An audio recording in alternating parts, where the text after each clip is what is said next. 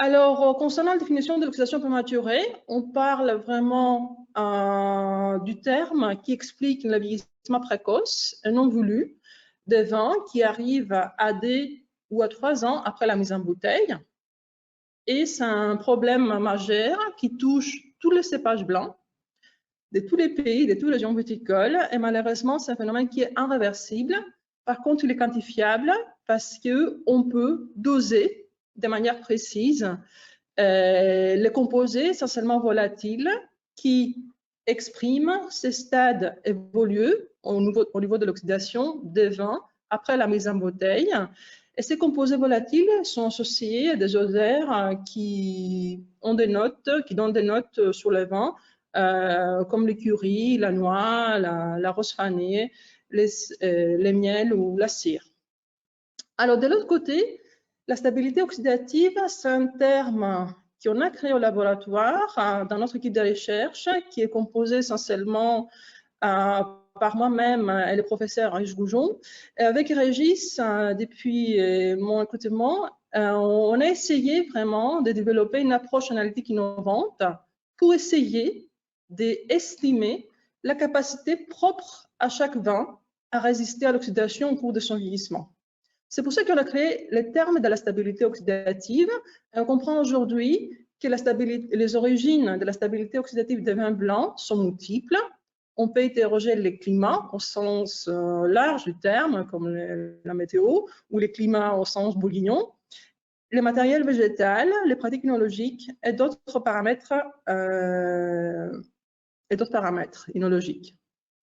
Alors, ces termes aussi expriment le besoin des professionnels de continuer de produire des vins qui sont résistants, ça veut dire des vins qui ont un potentiel de garde assez important. Et c'est pour ça, nous, on avait comme vocation de produire ou de fournir des outils d'aide à la décision pour permettre de cerner les conditions de vieillissement qualitatif pour aller de plus en plus vers une œnologie personnalisée que je supporte personnellement. Alors, la stabilité oxydative, c'est vraiment le terme qui intègre la complexité, la diversité des vins des régions monocépages, comme la région de la Bourgogne. On parle de la diversité et la complexité des chardonnays, du mâconnais jusqu'à du chablis. Et après, on peut intégrer la diversité et la complexité d'autres cépages blancs. On intègre aussi des phénomènes qui sont multifactoriels, comme je viens d'évoquer, et surtout, quand on parle de la stabilité oxydative, il faut être conscient qu'on introduit un terme qui explique un phénomène qui est évolutif dans le temps. C'est pour ça, c'est important de comprendre que la stabilité oxydative exprime la résistance d'un vin à un instant T de sa vie. Et ce terme est devenu vraiment l'identitaire de notre équipe de recherche. Alors, allons un petit peu au cœur du sujet. Alors, la stabilité oxydative, elle est associée à l'oxydation. On va voir comment, quel est le mécanisme. Alors, les vins, après la fermentation alcoolique, où là, l'oxydation chimique peut avoir lieu, le vin, il sera en contact avec l'oxygène moléculaire, qui lui-même, il va se réduire en présence de métaux et former des radicaux libres qui peuvent par la suite oxyder tous les électrophiles du milieu. Alors, les principaux électrophiles qui peuvent être oxydés sont l'éthanol, qui va donner de l'éthanol, et les composés phénoliques qui vont produire les quinones, les espèces oxydées des composés phénoliques. Alors, les quinones, par la suite, peuvent entrer dans une cascade de réactions. Elles peuvent réagir avec les antioxydants qu'on connaît aujourd'hui, qu'on emploie en œnologie, le glutathion, le SO2, l'acide ascorbique en premier.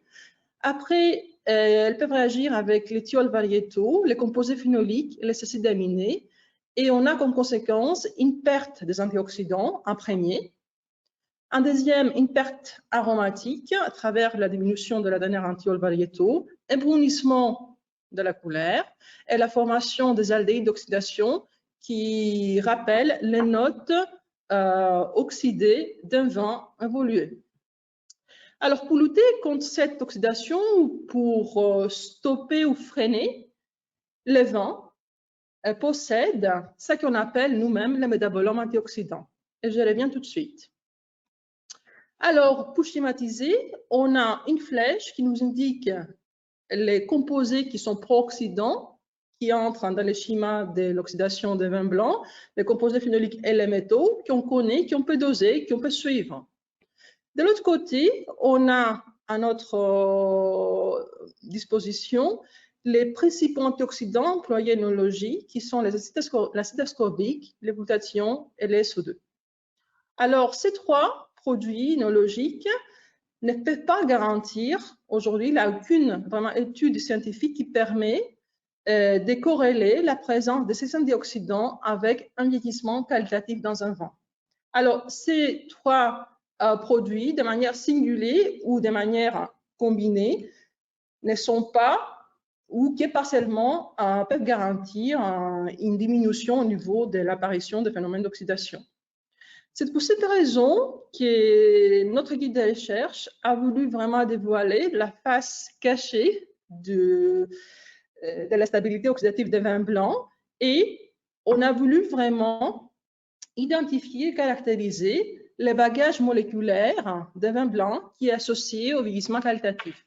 Alors, ces bagages moléculaires, on les représente sous le nom de métabolome antioxydant, qui représente lui-même la résistance intrinsèque de chaque matrice contre l'oxydation, qui nous amène par la suite vers la représentation de l'effet du millésime ou de l'effet matrice.